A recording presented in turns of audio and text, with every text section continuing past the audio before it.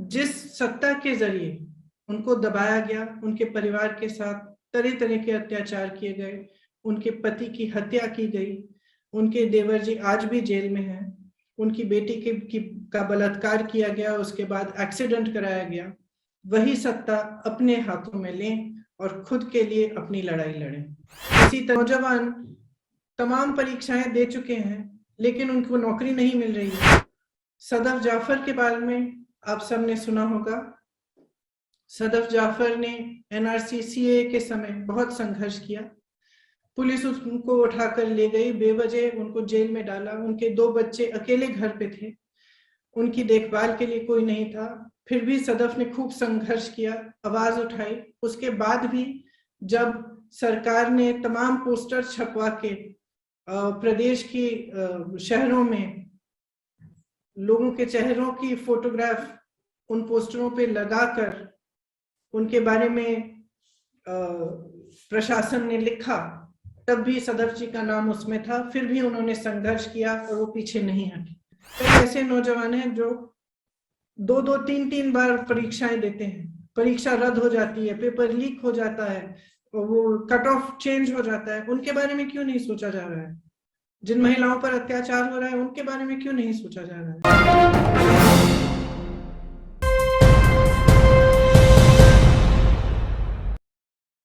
कि हमारी उन्नाव की जो प्रत्याशी हैं, जो उन्नाव का बहुत बड़ा रेप का केस हुआ था, उनकी माताजी हैं आशा सिंह जी। वो चुनाव लड़ना चाहती हैं और हमने उनको मौका दिया है कि अपने संघर्ष को वो जारी रखें और जिस सत्ता के जरिए उनको दबाया गया, उनके परिवार के साथ तरह तरह के अत्याचार किए गए, उनके पति की हत्या की गई, उनके देवर जी आज भी जेल में हैं, उनकी बेटी का बलात्कार किया गया, उसके बाद एक्सीडेंट कराया गया, वही सत्ता अपने हाथों में लें और खुद के लिए अपनी लड़ाई लड़ें।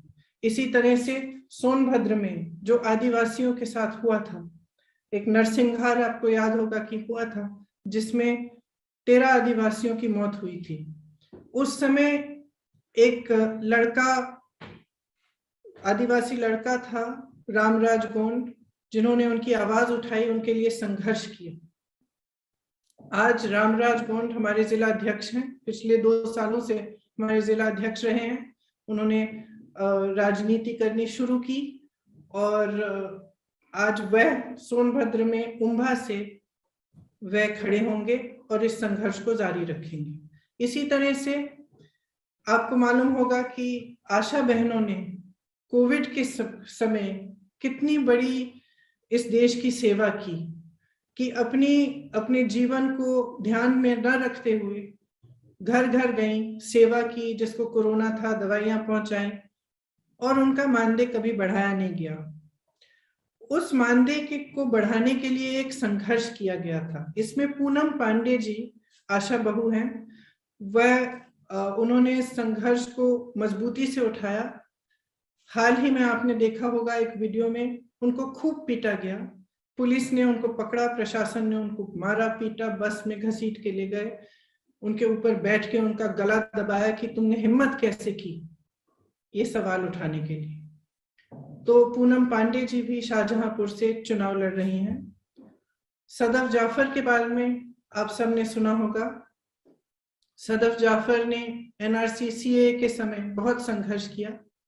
पुलिस उनको उठाकर ले गई, बेवजह उनको जेल में डाला। उनके 2 बच्चे अकेले घर पे थे, उनकी देखभाल के लिए कोई नहीं था। फिर भी सदफ ने खूब संघर्ष किया, आवाज उठाई। उसके बाद भी जब सरकार ने तमाम पोस्टर छपवा के प्रदेश की शहरों में लोगों के चेहरों की फोटोग्राफ उन पोस्टरों पे लगाकर उनके बारे में प्रशासन ने लिखा, तब भी सदफ जी का नाम उसमें था। फिर भी उन्होंने संघर्ष किया और वो पीछे नहीं हटे। तो मैं आपसे कहना चाहती हूँ कि जो हमारी सूची है वो एक नया संदेश दे रही है। वो ये संदेश दे रही है कि अगर आपके साथ अत्याचार हुआ तो आप में ये शक्ति है कि आप अपने हक के लिए लड़ो, और उत्तर प्रदेश में कांग्रेस पार्टी आपको ये शक्ति देगी, आपका समर्थन करेगी। नौजवान तमाम परीक्षाएं दे चुके हैं लेकिन उनको नौकरी नहीं मिल रही है। कई ऐसे नौजवान हैं जो 2-2, 3-3 बार परीक्षाएं देते हैं, परीक्षा रद्द हो जाती है, पेपर लीक हो जाता है, वो कट ऑफ चेंज हो जाता है। उनके बारे में क्यों नहीं सोचा जा रहा है? जिन महिलाओं पर अत्याचार हो रहा है उनके बारे में क्यों नहीं सोचा जा रहा है? जब चुनाव है तो चुनाव का मतलब क्या है? राजनीतिक पार्टी जनता के लिए कर क्या रही है और आगे भविष्य में करना क्या चाहती है, इस पे चर्चा होनी चाहिए। तो हमारा ठोस विचार है कि इन्हीं मुद्दों पे चर्चा होनी चाहिए, इन्हीं मुद्दों को आगे लाना चाहिए। आपने कहा कि हम महिलाओं को आगे लाने की कोशिश कर रहे हैं। देखिए, हमारी कोशिश है, ठीक है, लेकिन अगर आप हमारी कोशिश की सफलता आप देखें पिछले 2-3 हफ्तों में, तो मोदी जी ने अपनी पहली पूरी महिलाओं की रैली करनी पड़ी उन्हें। योगी जी को महिलाओं के लिए घोषणा देनी पड़ी। अखिलेश जी अपनी घोषणाएं दे रहे हैं महिलाओं के लिए, यहाँ तक कि आरएलडी ने भी घोषणा की है महिलाओं के लिए अलग। और मायावती जी भी हाल में ही एक बड़ी महिलाओं की रैली करने जा रही थी जब कोरोना की ये लहर आई। तो हम कोशिश नहीं कर रहे हैं, हम ला चुके हैं महिलाओं को सामने, डिस्कशन में ला चुके हैं। आज उत्तर प्रदेश के चुनाव में महिलाओं को कोई भी पार्टी नकार नहीं सकता।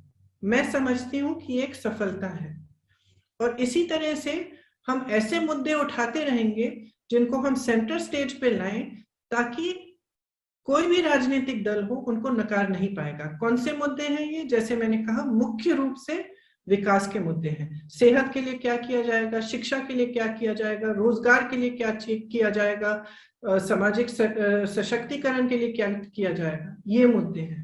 और हम एकमात्र फोकस हमारा इन मुद्दों पर रहेगा।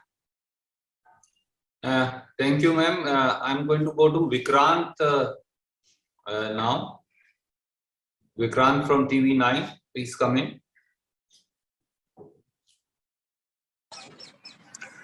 जी प्रियंका जी नमस्कार। मेरा सवाल ये है कि आप राजनीति में आ गई, आपने कहा कि तमाम संघर्ष करने वाली महिलाओं को आपने टिकट दे दिया है, तो क्या आप भी यूपी का विधानसभा चुनाव लड़ेंगी? और अगर नहीं लड़ेंगी तो अगले 5 साल के लिए उत्तर प्रदेश के लिए आपने अपने लिए क्या लक्ष्य तय कर रखे हैं? आपकी अपनी राजनीति किधर जाएगी आगे? देखिए, जो मैंने यूपी में शुरू किया है, मैं वो प्रयास जारी रखूंगी। इस चुनाव के बाद भी यूपी में ही रहूंगी और यूपी में ही मैं कार्य करती रहूंगी। बाकी अगर मेरी पार्टी मुझे कहे कि कहीं और भी चाहते हैं कि मैं अपनी थोड़ी सी भूमिका निभाऊं, वो भी मैं करूंगी, जैसे मैंने हमेशा किया है। तो मेरा प्रयास यही है कि मैं यूपी में जो अपनी पार्टी है उसको मजबूत करके आगे बढ़ाऊं, ताकि जो जनता के मुद्दे हैं उनको ही उठाते हुए एक नई राजनीति बने। Thank you, ma'am. May I just go to Sandeep? You don't have to have 40% for women in these press conferences. Yes, we will make sure, ma'am. I'll try and do that actually, because there was another delegation of the Election Commission. So I'll very quickly try and wind up also. Sandeep ji from the Hindu. And we'll keep that in mind always now.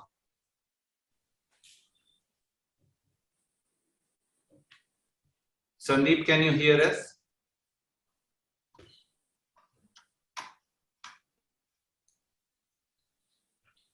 I think he's not here. So Raman from News 24, ma'am.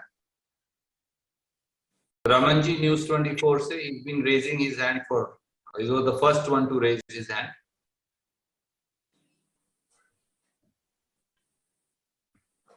Raman, can you hear us?